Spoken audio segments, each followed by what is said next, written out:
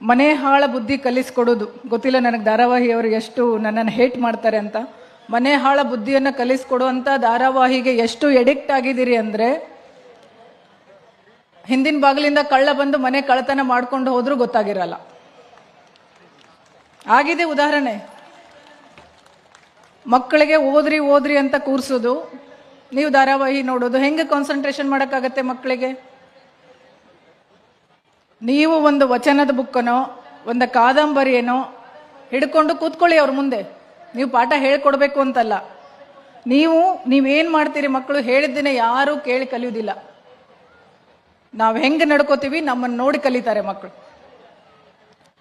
ಈ ಸಮಾಜದಲ್ಲಿ ಏನು ನಮ್ಮ ಮಠಗಳು ಹೇಗೆ ನಡ್ಕೋತವೆ ಅನ್ನೋದನ್ನು ನಾವೆಲ್ಲ ಹೆಂಗೆ ನೋಡಿ ಕಲಿತೀವಿ, ಅವರ ಆಧ್ಯಾತ್ಮಿಕತೆಯನ್ನು ನಾವು ಹೆಂಗೆ ಕಲ್ಕೋತೀವಿ, ಹಾಗೇನೆ ಮಕ್ಕಳು ಮನೆಯಲ್ಲಿ ನಮ್ಮನ್ನು ನೋಡಿ ಕಲಿತಾರೆ. ದಯಮಾಡಿ ಹೆಣ್ಮಕ್ಳು, ನಿಮ್ಮ ಮಕ್ಕಳ ಭವಿಷ್ಯ ಉಜ್ವಲ ಆಗಬೇಕಂದ್ರೆ ಎಲ್ಲರೂ ಫಸ್ಟ್ ರ್ಯಾಂಕ್ ಬರೋಕ್ಕೆ ಸಾಧ್ಯನೇ ಇಲ್ಲ. ಎಲ್ಲರೂ ಇಂಗ್ಲೀಷ್ ಮೀಡಿಯಮಲ್ಲಿ ಓದಿದ ತಕ್ಷಣ ಏನೋ ಆಗಿಬಿಡ್ತಾರೆ ಅನ್ನೋದನ್ನು ತಪ್ಪು. ಗ್ರಾಮೀಣ ಭಾಷೆಯಲ್ಲಿ, ನಮ್ಮ ಮಾತೃಭಾಷೆಯಲ್ಲಿ ಕಲಿತು ಏನೂ ಆಗಕ್ಕೆ ಸಾಧ್ಯ ಇದೆ. ಹಳ್ಳಿನಲ್ಲೇ ಕಾನ್ವೆಂಟ್ ಸ್ಕೂಲಲ್ಲಿ, ಡಿಸ್ಟ್ರಿಕ್ಟ್ ಇಂಥ ಪ್ಲೇಸಲ್ಲಿ ಓದಿದವ್ರು ಮಾತ್ರ ಮುಂದೆ ಬರ್ತಾರೆ ಅಂತಲ್ಲ.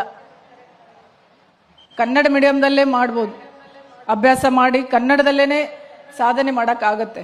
ಅದನ್ನು ನೀವು ಎಕ್ಸಾಂಪಲ್ ಕೊಡಬೇಕು ಮಕ್ಕಳಿಗೆ. ಕಂಪೇರ್ ಮಾಡಬೇಡಿ ಯಾವತ್ತು. ಅವನಷ್ಟು ಮಾರ್ಕ್ಸ್ ತೊಗೊಂಡೆ ನೀನು ಯಾಕೆ ತೊಗೊಂಡಿಲ್ಲ ಅಂತ. ನಾನು ರೀಸೆಂಟಾಗಿ ನನ್ನ ಮಕ್ಕಳ ಸ್ಕೂಲಿಗೆ ಪೇರೆಂಟ್ಸ್ ಮೀಟಿಂಗ್ ಹೋಗಿದ್ದೆ. ಯೂಶ್ವಲಿ ಹೋಗೋದಿಲ್ಲ ನಾನು, ಬಟ್ ನನ್ನ ಮಗಳು ಈ ಸಲ ನೀನು ಬರಲೇಬೇಕು ಅಂತ. ಸೊ ನಾನು ಆಫೀಸ್ ಅವರ್ಸ್ ಸ್ವಲ್ಪ ಟೈಮ್ ಮಾಡ್ಕೊಂಡು ಹೋಗಿದ್ದೆ. ಅಲ್ಲಿ ಪೇರೆಂಟ್ಸು ಟೀಚರ್ಸಿಗೆ ಕೇಳುವಂಥ ಪ್ರಶ್ನೆಗಳನ್ನು ಕೇಳಿ ನನಗೆ ನಿಜವಾಗ್ಲೂ ಭಯ ಆಗ್ಬಿಡ್ತು. ಏನು ಎಕ್ಸ್ಪೆಕ್ಟ್ ಮಾಡ್ತಾ ಇದ್ದೀವಿ? ತಾಯಂದ್ರೆ ಜಾಸ್ತಿ ಇರೋದಕ್ಕೆ ನಾನು ಹೇಳ್ತಾ ಇದ್ದೀನಿ. ಏನು ಎಕ್ಸ್ಪೆಕ್ಟ್ ಮಾಡ್ತಾ ಇದ್ದೀವಿ ಮಕ್ಕಳ ಕಡೆಯಿಂದ ನಾವು? ಬರೀ ರ್ಯಾಂಕಾ ಅಥವಾ ಸಂಸ್ಕಾರನ?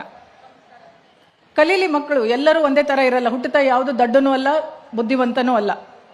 ದಯಮಾಡಿ ಮಕ್ಕಳಿಗೆ ಮೊದಲು ಸಂಸ್ಕಾರ ಕಲಿಸ್ಕೊಡಿ. ಅವ್ರು ಏನೇ ಓದಿದ್ರು ಏನೂ ಕೊನೆಗೆ ಬಂದು ಅವ್ರು ಸಮಾಜದಲ್ಲಿ ಬದುಕೋದು ಹೆಂಗೆ ಅನ್ನೋದ ಕಲಿಸ್ಕೊಡಿ ಹೊರತು ಬೇರೆ ಥರ ಕಂಪೇರ್ ಮಾಡಿಬಿಟ್ಟು ಅವ್ರಿಗಿಷ್ಟ ಇಲ್ಲದೆ ಇರೋದಕ್ಕೆ ದೂಡೋದು ಬೇಡ. ಹಾಗಾಗಿ ಇತ್ತೀಚೆಗೆ ಆತ್ಮಹತ್ಯೆಗಳು, ನೆಗೆಟಿವ್ ಥಾಟ್ಸ್ಗಳು, ಬೇರೆ ಬೇರೆ ಸಾಮಾಜಿಕ ಜಾಲತಾಣದಲ್ಲಿ ಇಲ್ಲದೆ ಇರುವಂಥ ಕೆಟ್ಟ ಬುದ್ಧಿ ಬೆಳೀತಾ ಇರೋದು ಇದೇ ಕಾರಣಕ್ಕೆ. ಹಾಗಾಗಿ ನಾನು ಈ ಮಹಿಳಾ ಗೋಷ್ಠಿಯನ್ನು ಒಂದು ಪ್ರಸ್ತುತ ಹೌದೋ ಅಲ್ಲ ಗೊತ್ತಿಲ್ಲ, ಒಂದೆರಡು ಮಾತು ಹೇಳಬೇಕನ್ನಿಸ್ತು.